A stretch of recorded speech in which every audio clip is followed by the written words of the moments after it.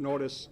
My name is Douglas Burnaby. I'm the Chief of Police here in the city of Peru, and I'm fortunate enough to be joined by some of the members of a task force that was put together over the last couple of days involved in an investigation into a reported child abduction yesterday morning. Before I get into the details of the investigation, I'm going to ask Sheriff Tom Templeton to come up here and address a group of agencies. Many of them are here represented now. Many of them couldn't. They had to get back to their departments. So Sheriff is going to talk about a task force that was assembled, who participated in the investigation, and then I'll try and come back and give you some facts and circumstances surrounding why we're here this afternoon. Okay, thank you. Good afternoon. My name is Tom Templeton. I'm the LaSalle County Sheriff. And as part of the duties that I have as sheriff, one of it is to coordinate the major case squad that we have out here in our area. And that major case squad comes into play when we have a crime that gets pretty much what we would consider beyond the capabilities of any of the single agencies that we have here. We have an extremely good working relationship with all the agencies in the three-county area, as well as the state and federal agencies that are here to help us. So basically what my job is and was in regard to this situation is to coordinate all the groups and put this major case squad together when Chief Burnaby called and told us what was happening in the early morning hours. Get people here, get people on the street, get people out working, and do it in a very quick fashion, because basically in any kind of a case like this, first 24 hours are obviously very, very critical. So we want to get as much on the street as we can, as much resources as we can, and enough people, as many people as we can. We had obviously the Peru Police, the FBI, State Police, LaSalle and Bureau County Sheriff's Office, LaSalle County State's Attorney's Office, LaSalle Police, Ottawa Police, Mendota Police, the Trident Task Force, that's our local drug task force here, comprised of all the agencies in the three counties, the Peoria Police, Spring Valley Police, Streeter Police, and Princeton Police. These were basically the agencies that we were able to get together to come on very short notice and come together to start this investigation. As it's being investigated from the command post level is where I end up, where the chief ends up, and where other individuals that we bring together will be there to make decisions that we need to be made, while the staff on the street are running down the leads that are coming in and doing the best we can, again, to make this whole situation get resolved as soon as it can possibly can in the best way that it possibly can. So that's a brief description of what happens with the major case squad. We've had it out on several occasions. One was a young lady from Putnam County, she's 14 years old, and she was found murdered on a Saturday morning. We were able to bring this group together and a couple other agencies that weren't here now, and within 2 weeks we were able to get a totally unknown individual into custody and now convicted and serving a very long time for her murder. Other situations that occur could be anything from any felony that we feel is outside our individual capabilities, all the way up to working with other task force and other agencies that are around the area. So that's a basic description of what was going on and how we got together, and the chief will now tell you what brought us together. Thank you, Sheriff. Yesterday morning at 4:57 a.m., the Peru Police Department responded to a call in the heart of Peru, a residential area adjacent to our city hospital, St. Margaret's Health, Peru, for a report of a woman screaming for help. Our on-duty patrol division officers responded. They were in there almost immediately. And that, again, that call came in at 4:57. By 5:27 in the morning, the detective division for the Peru Police Department, the entire command staff, was notified that this incident was developing and was reported as a child abduction. By 6 o'clock in the morning, I was there and I made 2 phone calls. I called the Federal Bureau of Investigation, knowing they have the Child Abduction Rapid Deployment Team. I think in this particular situation, 2 phone calls that were critical to a successful resolution, which I'm going to get to in just a minute, was the call to the FBI, as well as to Sheriff Templeton was the next phone call to activate the major case squad. Anyone can only imagine when you get a report of a potential child abduction, the emotions that people deal with in a community. We're pleased to report today a few things. We have identified and have located the victim in this case, and we are pleased to report that she's safe. She's sound. She's in a secure location in Peoria, Illinois. The offender, which I'll get to in just a few minutes, is currently on the run, so to speak. There is a LaSalle County warrant unrelated to this investigation, and we're actively looking for that individual, and I'll get to him in just a few minutes. So again, by 6 o'clock yesterday morning, 1 hour into this particular incident, all these chiefs that are up here and that sort of thing, and the sheriff, they assembled the team of people. We didn't do the work. We just sat back and watched our people do what they're trained to do as detectives. And we've, over the last 36 hours, have successfully located the victim in Peoria, Illinois, as I said. We've identified the offender in this particular case.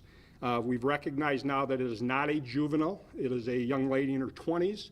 Her stature would clearly indicate she could be mistaken for a 14 to 16-year-old juvenile. So that's why we called the FBI. We would have called them folks anyway, but we knew with this child abduction rapid deployment team that was the safe and sound thing to do. So today we're going to give you some details. Unfortunately, there's details we are not going to be able to give you. But we felt to be totally transparent, we felt a sense of urgency to tell the Peru community, the LaSalle community, Oglesby, the whole LaSalle, Bureau, Putnam County region, that there's not a danger to the community, because we've been fielding calls from concerned parents that are going, can I send my children out? And obviously, we couldn't say don't do that because we didn't know. We were hoping it was going to be a domestic-related abduction as opposed to a stranger abduction. The FBI folks, myself, Sheriff Templeton, have been involved in stranger abductions with children that have resulted in murders of young children, and that's obviously a scary thing. So in this particular case, we treated this as the absolute worst case scenario. We were hoping for the best case scenario, and we're pleased to report, again, that we've located the victim in this case and we've identified the offender in this particular case. We began collecting physical evidence that clearly indicated a violent struggle at the scene. Credit my Peru patrol officers. By the time the command staff and the investigators got there, the entire area was roped off. They conducted 3 interviews before we got there. We knew what kind of vehicle we were looking for. We had video evidence recovered already from people in the neighborhood. This case is being solved because of some extremely dedicated, alert, willing citizens in the Peru community and the entire Illinois Valley community that were willing to report something, that were willing to be totally cooperative. We established a command post at the Peru City Hall where we assembled this task force. The phones were ringing nonstop. It has been a round-the-clock investigation since 4:57 a.m. yesterday. This investigation has not stopped. And I think it was about 11 this morning, we were confident that we had located our victim, and she was fortunately safe. So the investigation is going to be ongoing. It's going to be a long-term investigation, and ultimately we're going to locate this guy because we have a warrant for his arrest out of LaSalle County, as I indicated, unrelated to this situation. We believe he's from the Peoria area. We believe he's currently on flight. We've worked with the agencies down in Peoria where we located this girl. We've recovered the vehicle that was involved in this incident.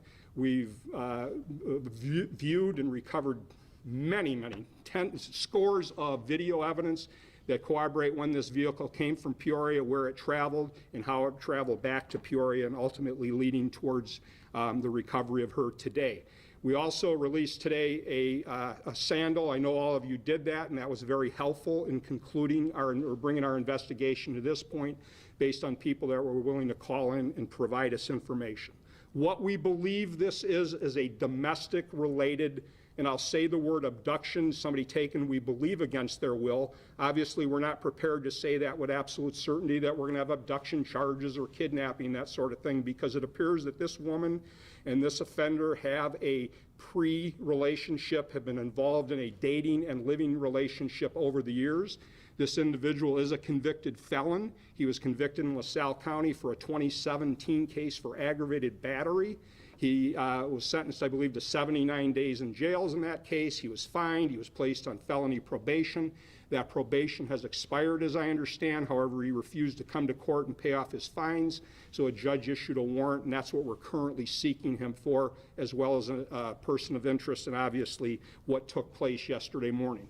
So we don't know ultimately what charges he's going to face for yesterday's incident. We'll certainly conclude the investigation. We'll ultimately refer that to Todd Martin at the LaSalle County State's Attorney's Office. They will have to do an evaluation on everything, and then ultimately they'll make a determination what the appropriate charges are. Today, while in Peoria, and we conducted searches of a vehicle, searches of a residence, 2 firearms were recovered. One had potentially a silencer on that particular firearm, so we'll be working with our federal partners on that and the folks down in Peoria to see if there's any gun charges that might be appropriate. So there's so much work ahead of us. And again, that's why we wanted to get everybody out here today, because we want the people of our local community to, number one, know it was not a child abduction, even though that was the information we received. And obviously that would have been the worst case scenario, but just equally as scary of a situation as anybody that potentially could be abducted in this particular circumstances. So to have a resolution, to have the victim safe and sound in such a short order, again, I think goes to the credit to the many agencies, starting with the FBI and my first phone call to Sheriff Templeton. And again, it's not the bosses up here that deserve the credit. The people that deserve the credit are the investigators that we establish in a command post, and the sheriff or the FBI can talk about it. I know afterwards I encourage all of you to talk to Jonathan Williamson. He's a special agent with the Federal Bureau of Investigation. He's one of the members of the CART team, is it, or Child Abduction Rapid Deployment Team. And afterwards, please take a few minutes to talk to him and explain, and he can explain, I think, what that team does and how valuable they are. So we put the team together. We're going to continue the investigation. It's going to take quite a while. We have a lot of physical evidence that has to be analyzed at labs, that sort of thing, a lot more statements to obtain, a lot more video evidence we're going to continue to receive. But in the meantime, the community's safe. There's no threat to the public or any children or any adults. We're looking for a gentleman by the name of Bobby A. Cross. Bobby's 27 years of age. His last known address is Peoria, Illinois. And as I said earlier, he's currently wanted on a LaSalle County warrant for failure to appear, and I believe it's related to, again, a 2017 aggravated battery case. So Bobby Cross currently is on flight. He's a person of interest, and we're going to get him picked up initially on that warrant for LaSalle County. We're going to find him. No matter what it takes, we're going to find Mr. Cross, and he's going to get delivered to the LaSalle County Jail. And then we'll continue our investigation and ultimately send it over to the state's attorney's office. So, you know, we have a lot of people here under Sheriff Diss from the LaSalle County, Chad Winter from Bureau County, our patrol commander Sarah Raymond, Dennis Hocking is the head of the detective division at the Peru Police Department, Jonathan from the FBI, Chief Adam Kern from Spring Valley Police, Chief Rolson from Ottawa, and again, all these other agencies, they had to get back and attend to business in their own particular communities, and we're very, very appreciative that on a moment's notice, they were here and had a team of detectives, and it just was an amazing type thing. I think one other point is we had, I don't know the number of leads that we sent people out on, but we'd send people out on leads, and they'd go out and follow up on things, and 2 hours later, they're back, and everybody said, all right, what do you want me to do next? I really thought it was important right at the beginning. All the chiefs and the head of the FBI people got up and we talked about, hey, this is a team effort. This isn't Peru's investigation. It's not the FBI's investigation. It's our investigation. Everybody leave their egos on at the door. If there's a missing kid, we got to go find this girl. And we found this young lady, as it turned out. So with that, we're going to open it up to any questions. Probably not be able to, but there's going to be a lot of questions. I don't know if we'll be able to answer them, but we'll do our best. Tom Collins. Doug, was the woman injured in any way, shape, or form, either during the struggle or subsequently? Well, I can say I personally have not visited with her yet today, but I'm going to have Sarah or Dennis address that. It was a physical confrontation, no doubt about it, on the street. And again, it started with a very alert person who contacted the Peru Police Department and then some other neighbors that provided critical video evidence, and then the investigation snowballed. So if one of you want to address, was there any physical injuries? She was shaken up, I guess, is the best way. Nothing that required hospitalization or treatment at a hospital? No, she didn't appear to have any injuries. No physical injury. Were there 2 men in the car? Well, we're still investigating that. We had an initial report that there was what was described us as a 14 to 16-year-old and 2 males. And that information, we're certain there's one, and there was a potential that there may have been another person in the particular area that in no way is an offender in this particular situation. So we don't know the answer to that. Again, we have a lot more interviews to do. And then where did you find her in Peoria? At a house or? At a residence in Peoria, an apartment. Is she cooperating? Yeah, well, yeah, she is cooperating. She's obviously scared to be in a situation like this, especially, which is not uncommon. I'm by far no way an expert on domestic violence and battered women and those type of things. But, early on we said, I think at the first press conference, this is a stranger abduction. Is it a domestic abduction? Because obviously our experience tells us those type of things. But yeah, she's been interviewed by FBI agents, Peoria police, Peru police detectives throughout the day. So the answer is yes, she's cooperative. How did you get to Peoria?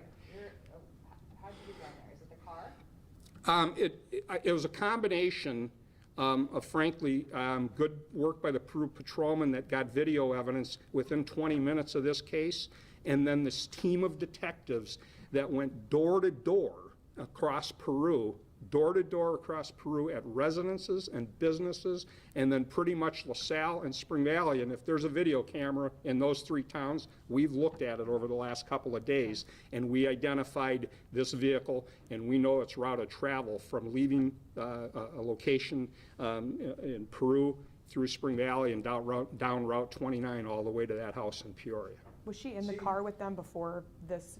It looked like from the video that I saw, she was in the vehicle, then got out, and that's when they ran after her? We believe that is the case. We believe that there was an altercation, a domestic-related incident earlier, that she fled the vehicle.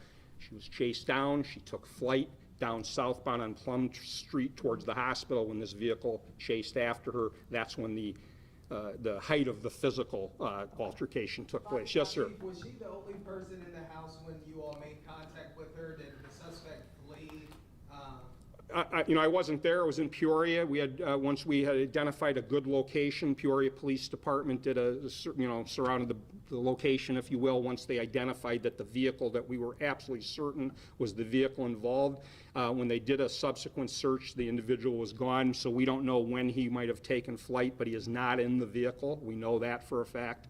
Was the gun found in the car with the silencer? No, or in the house? two different firearms were found inside the location where this individual would have been residing. Is he considered armed and dangerous? Well, I don't know that we know that he would be armed at this point, but we obviously, police down in Peoria are going to be extra careful with his history, as well as anybody that's in a situation like this and obviously has access to firearms, or at least he did prior to leaving that house. Did it start in Peoria, come up to Peru, go back to? No, it actually started at an incident or a get-together with a group of people visiting at a home in LaSalle, just a couple of blocks into Peru. 4th and 5th Street in LaSalle kind of curve around LP High School, and then it becomes 7th Street in Peru. So we believe that he may have come up from Peoria yesterday morning. We're very confident to find her. Maybe went to that location, and at some point she either got in the vehicle and then got out of the vehicle. Again, we're not 100% sure, but our 7th Street comes in from LaSalle, and I think this incident started in the 1300 block, so 13 blocks into Peru from the city of LaSalle. Yes, Rick? Are they waiting to pick him up on the warrant and then add the charges? Yeah, well, what happens is he's currently wanted and has been wanted on a felony warrant for this aggravated battery. I think failure to pay fines. It's in the grand scheme of things, it's not, he's already served his sentence for the initial aggravated battery, but as a condition of jail time and probation, he had to pay fines. He refused to pay fines or didn't show up, so the judge issued a warrant. So he knows he's wanted, so he's trying to avoid the police. So he's going to get picked up on that warrant first, and we'll continue our investigation. Once we're done with our investigation, we'll continue to brief the state's attorney's office, who ultimately is going to have to make a decision on if there's charges appropriate, what those charges would be. And then we'll obviously be working with Peoria County authorities because of the firearms to see if there's a nexus to him on the firearms charges. I can see you want those new charges probably in place before he just bonds out again. Well, yeah, obviously if we can accomplish that, we would. We'll work with the state's attorney on that to give them everything they possibly need to make a charging decision. And you found her at his residence? Well, I'd say they live together with another individual. That's the current address they're both using in Peoria. what's your message to the community in terms of reassurance to make sure we know it was domestic, not something like this? Well, I will assure him as chief of police with absolute certainty that this is not a stranger-type situation, and I believe there's absolutely no threat to the Illinois Valley community with this particular individual. The message to the community is they're safe. The message to him is we're going to find you and we're going to hold you accountable. So Chief, was she basically found at her house? The current place, her current address, yes. I don't know how long she's been living there. That I'd have to talk to the investigators that interviewed her. But at the current address, I guess, where she's currently or has been residing, yes. Okay, and the first time you guys checked up on that address was yesterday when you found her? No, we found her today. Late this morning, we made contact with her. And you hadn't been to that address? No, we had not. No, absolutely not. I mean, this investigation went nonstop. I'd say we probably had the biggest break in the case on a tipster that came forward about 4 o'clock this morning, a concerned citizen. And that's a credit to all you folks in the media and people in social media, because right from the get-go, as everybody knows, we put as much information as we possibly could out to the members of the community, because every time we get trained, it says the community's going to solve the case for you. If you just tell them what's going on and what kind of information you need, we obviously have to have strategic decisions. What do we release? When do we release it? You know, for example, we didn't release the sandal yesterday, but overnight we made a determination by this morning it was time to release that sandal because we have to make judgments of when to release certain information. But upon doing that, we obviously started getting more and more tips, and it led to the right tip and of many that came in. Thank you. Anyone else? Okay. Anybody else up here have anything? All right, thank you for coming. Again, I encourage you to talk to anybody afterwards, especially the FBI folks, about their team. Okay? Thank you.